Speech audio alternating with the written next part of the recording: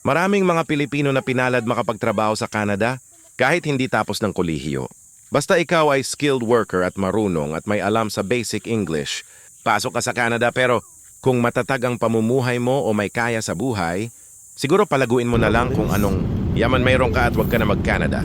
Kasi mas masaya pa rin manirahan sa Pilipinas. Karamihan sa mga nag-Canada ay pangarap makaahon sa hirap ng buhay, kaya sinasakripisyo na lang na lisanin ang sariling bayan para sa kinabukasan ng iyong pamilya. Ang permanent resident, PR, sa Canada ay katayuan ng isang tao na binigyan ng karapatang manirahan at magtrabaho sa bansa ng walang takdang oras, bagamat hindi siya opisyal na mamamayan o citizen.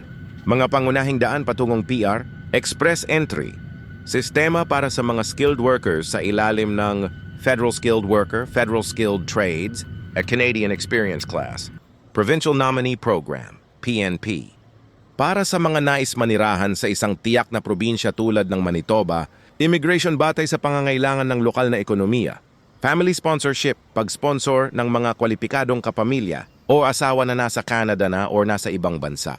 Atlantic Immigration Program, programa para sa mga skilled workers at international graduates sa Atlantic provinces.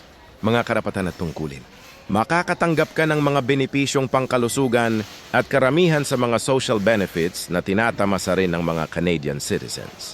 Maaari kang mag-aral, magtrabaho o manirahan kahit saan sa buong Canada. Kailangan mong manatili sa Canada ng hindi kulang sa 720 araw, 2 taon, sa loob ng 5 taong yugto upang mapanatili ang iyong PR status. Maaari mong isumite ang iyong aplikasyon o pamahalaan ang iyong dokumento sa pamamagitan pang-opisyal na permanent residence portal ng gobyerno.